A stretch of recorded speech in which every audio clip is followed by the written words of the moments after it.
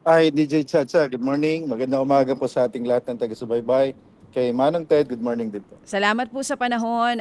Asek, unahin po natin ito. Itong executive order para po sa price cap nitong bigas na magiging 50 pesos just for imported rice.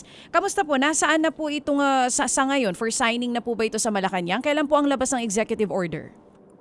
Yes, DJ Chacha, iniintay din namin yung paglabas ng executive order. May utos na yung ating Pangulo. So, Mhm. iniintay na lang natin na ma-release.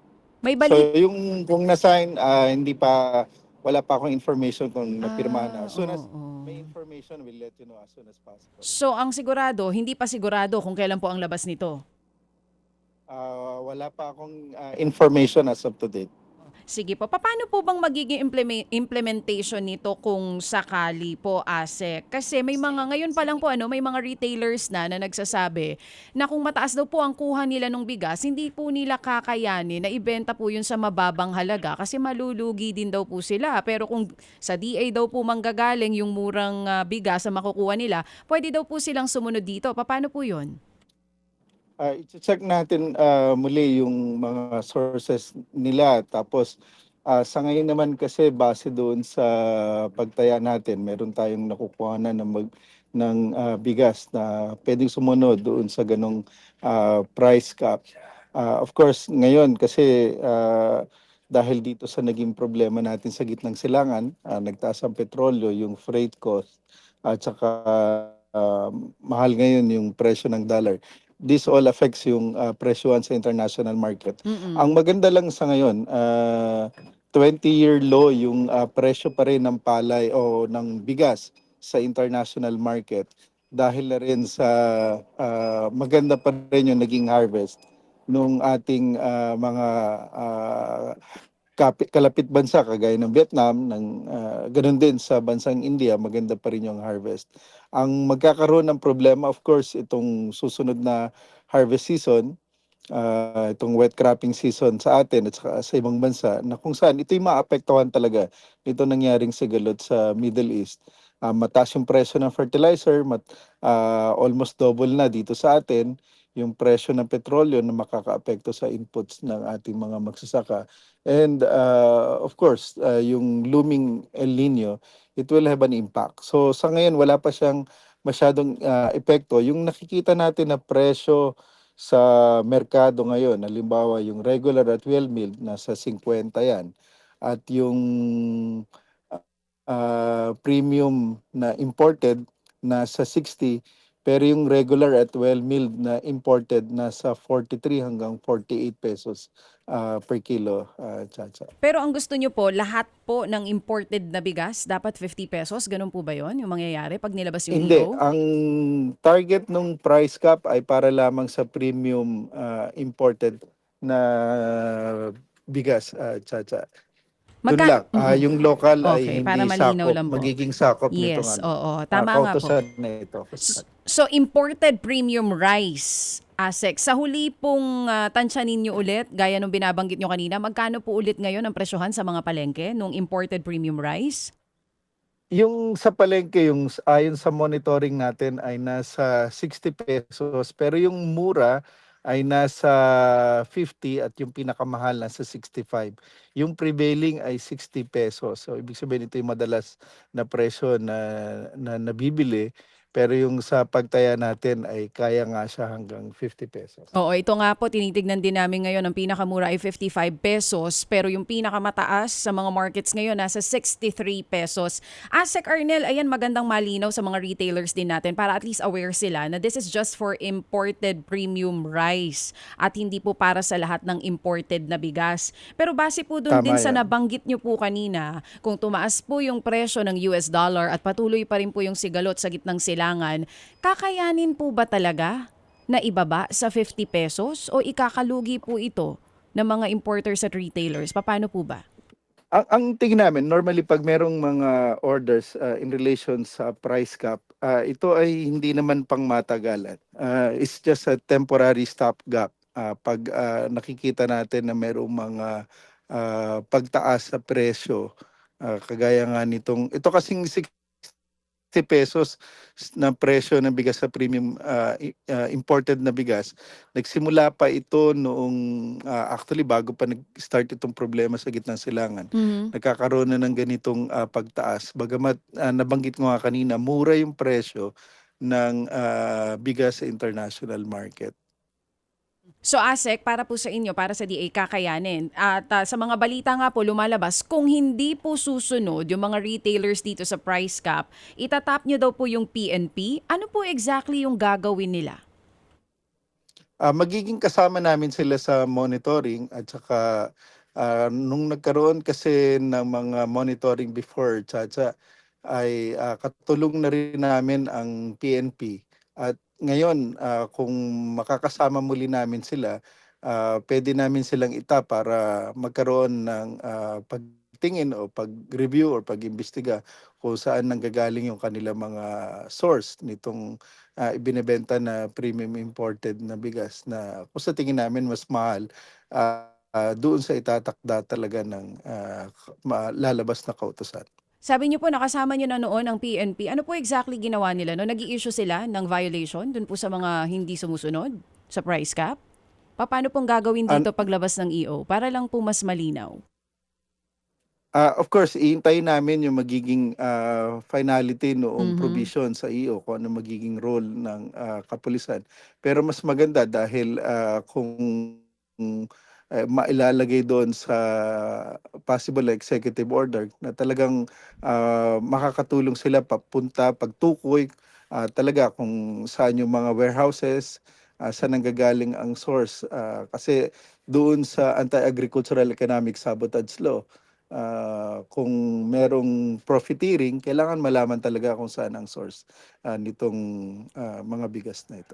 Ang gusto yung yata ang tumbukin dito ni Chacha, ASEC ay dapat ang presyuhan pa lang doon sa source, meaning sa importer. 'Di ba? Kasi ang retailer po, ang Grecon, meron naman silang average din po, parang gas station din. Meron kang average lamang na ipapatong per kilo doon sa imported nga po na premium rice. So yun po yata yun. Hindi ho ba may record naman ang DA dyan, taka BPI, kung sino ang mga may pinakamalaking parating na bigas eh? Yes, tama 'yun, Manong Ted. Malaman kung saan ang source, kung Mm. talagang doon ba ay mataas na. Mm. Kasi meron din tayong nababalitaan na ang sinasabi ng importer Mm. o ng trader papunta doon sa kanilang mga suking retailer ay mura naman yung kanilang labas at itong mga retailer ang nagtataas. So dapat titingnan along the value chain ng Okay. trading Mhm. magmula nga doon sa source hanggang dito sa retailer, Opo. saan nagkakaroon ng malaking markup para makita kung meron talagang possible case ng profiteering. Sige po, ito hong pinag-uusapan natin na premium rice na ito, ilang percent broken ito? Ito yung 5% broken, Manong Okay, Ted. opo, yung pinakamagandang klase na. Sige, so abangan po Yes. natin tong EO na ito. Asek, ano itong statement? Totoo ho ba ito na pati carrot, ano ho, ay magkakaroon ng price cap? O carrot ho, regulate, I mean, ang carrot po ay meron kayong sinasabi na volume na aangkatin at pag naangkat na po yung imported na carrots, meron na siyang price cap. Ano ho ito? Sa ngayon wala pa akong balita kung magkakaroon ng price cap sa carrot. Mhm. Babalikan namin 'yan, Manong Ted. So wala Mm. pang ganang usapin ngayon about sa carrots. Opo, pero yung importasyon ng carrots, sir, ito ho'y kumpirmado na meron na hong bibigyan po ng alokasyon ang BPI na naman? Ongoing pa sa ngayon. Actually, linawin ko lang, Mm. Manong Ted, na Mm. nag-i-import talaga tayo ng carrots. Aside doon sa mga maliliit o baby carrots na normally Mm. ginagamit sa mga high-end restaurants, Mm. at dahil nagkulang yung ating supply o yung production ng carrots, so karoon na rin tayo ng importation ng carrots. Pero yung sa cabbage, gusto ko rin ding linawin Mm. na wala tayong ini-issue na SPSI safe for cabbage, kaya wala tayong importation ng ano naman ng cabbage. Sa carrots, meron ng dumating sa bansa natin. Ang ini-expect natin na nag-apply ay 2,000 metric tons. Ang dumating ay 1,200 metric tons. Ah, sir, ito hong importasyon na ito, ano ho ba ito? Kumbaga mga corporate ho ito? Hindi ito para dapat sa mga pale-palengke? Kasi yung po ang reklamo ng farmers doon sa Benguet eh. May supply naman sila. Sa matter of fact, nagkabulukan sila recently eh. I-check ko Lian, Manong Ted, pagdating dun sa mga carrots. Hindi Mm-mm. ako masyadong familiar dun sa Okay. Carrots. Opo, opo. I'll get back to you Opo. on that. Sige, Pero yun opo. nga, gusto ko lang Mm. i-inform base doon sa Oo. datos na na-receive ko Mm. galing sa Bureau of Plant Industry. Mm. Yung nag-apply sa kanila na SPSIC ay nasa 2,072 metric tons, involving 48 ito na SPSIC. Pero yung dumating at yung nagamit ay 1,287 metric tons. Okay, sige. Yung pong price cap naman po sa liempo, ano po ang paliwanag niyo po dito, sir? Sa liempo, wala pa rin naman tayong price cap. Ang mai-issue pa lang na price cap, Manong Ted, kagaya Mm. dun sa nabanggit kanina, Mhm. para lamang sa bigas. Wala pa rin tayong So, ini-issue o issue na price cap para sa liempo. aha. So, ano itong balitang ito ngayon tungkol dito po sa price cap po sa baboy? Ano ito? Ideya pa lang ito o bahagi na po ng EO na sinasabi ho ninyo? Wala. Ang matanda natin, Manong Ted, yung Mm. na-endorse pa lang ng National Price Coordinating Council kasi lahat ng issuance for any price cap, dadaan yan sa National Price Mm. Coordinating Council. Ang na-endorse pa lang nila sa Office of the President ay Mm. itong para lamang sa bigas. So wala pang napapag-usapan about any Okay. additional price cap for any other commodity. Okay, kasi po, well anyway, ito ho, babasahin ko po. The DA is also studying the possible price cap on carrots, pork liempo, and palm-based cooking oil. Opo, ang sinasabi daw pong source dito ay si Secretary Chu Laurel. Anyway, salamat po for clarifying this at kami gagawa po ng follow-up interview concerning this. Sir, yung pong kadiwa na inyo pong tumutulong sa farmer, salamat po. Nakausap namin si Romeo Wagayan sa Bugyas, no? At tumugon nga doon yung kadiwa po at meron hong kinuha sa kanila. Pero unfortunately, limitado po yung pondo ng kadiwa. Kaya po 25,000 kilos pa mahigit yung kanila pong kailangan ma-dispose. Sa ganyan pong mga programa ng DA, wala ho bang kakayahan ng DA na ponduhan na mas malaki itong mga kumbaga rescue buy na ginagawa ng kadiwa doon sa mga vegetable farmers in Benguet? Sa ngayon, Ted, yung pondo natin dyan ay nanggagaling doon sa AMA saka sa mga regional field offices natin. Mm-mm. Aside doon sa pondo natin, kagaya nung naging tulong natin dito kay Ginoong Wayagan, Romeo Wayagan, Mm-mm. bukod doon sa initial na 400,000 kilos, ay nabilhan na rin sila uli ng additional na 5,000 o 5 tons na cabbage dun sa huling monitoring namin dun mismo sa kanyang farm. At nakikipag-coordinate din tayo, Ted, sa mga LGUs, sa ibang agency, Oo. halimbawa sa BJMP, sa DSWD, kasi under sa GIPSACA, any national or Yun, local opo. government, pwedeng mabili o bumili directly galing sa kanila. Yun nga po, pero we're not talking only about one particular farmer here, ano po. Madami sila eh. Yung nga pong kanilang nagkakaisang request, no? Kung maaari daw ho, maponduhan pa itong mga kadiwa na ito na namimili sa kanila. At yung nga, hindi ko masagot kasi nga yung funding dito. So ito hong funding na ito for sa GIPSACA, sa DA budget for this year, meron ho ba talaga nito? Saan nyo nga po hinugot yung pera na pambili dito? Merong pondo, Manong Ted, ang sa GIPSACA, ngayong taon, bagamat hindi ganun kalaki, sa buong DA na pondo. At nagre-request kami actually ng mas malaking pondo for sa GIPSACA for 2027 Mhm. proposed budget ng DA.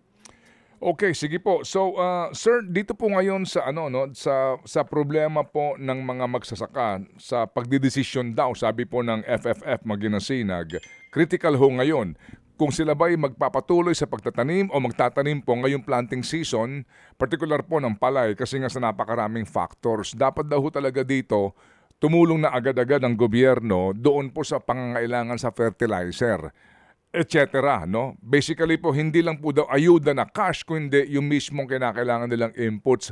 Meron na ho bang tugon dito ang DA sa panawagan po ng mga grupong ito? Manong Ted, marami na naibahagi na additional inputs yung ating mga magsasaka bago pa itong problema na to dahil nakaprogram talaga. Limbawa, yung ating fertilizer, yung binhi. Kasi ngayong Mayo, start na ng preparation para sa Yes. taniman. Oo. Yung ating land preparation kasi magtatanim yan ngayong June, July para sa harvest natin ng September hanggang November. So marami na tayong naipamahagi na yung ating inbred under RCEP, yung ating hybrid seeds, yung may mga ilang kaso lang tayo ng fertilizer na during the procurement hindi natutuloy dahil biglang nagtaas yung presyo nga. Before the problem natin sa Middle East nasa 1,500 lamang kada bag yung urea at saka complete. Ngayon doble na, nasa 3,000 na mahigit lalo na rito sa Norte, Region 1, Region 2 hanggang dito sa Region 3. So isa yan sa mga concern natin. So at the same volume, of course, nagdoble na yung presyo. So liliit yung ating procurement. Opo. Kaya yung ating alternatibo dito, yung mga biofertilizer natin, biostimulants, Aha. proven naman ito scientifically na can reduce up to 50% yung tinatawag natin na replacement ng halimbawa ng nitrogen usage.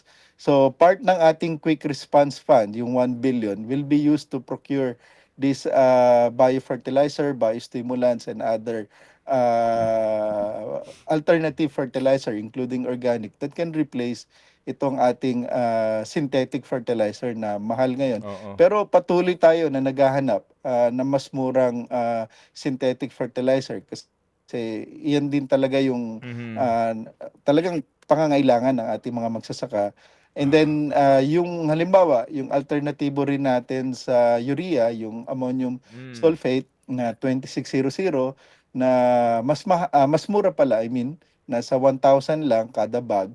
At kadalasan ito na rin yung nagiging alternatibo natin pamalit sa urea natin, yung 4600. Sige po, sir. Makikibalita ho kami pati ho sa mga farmers mismo na amin po nakakaugnayan. Salamat sa inyo pong panahon, ASEC, at kami makikipag-ugnayan po kapag lumabas na po itong EO na ito. Maraming salamat din, Manong Ted at kay DJ Chacha. Good Salamat morning. na marami. Thank you.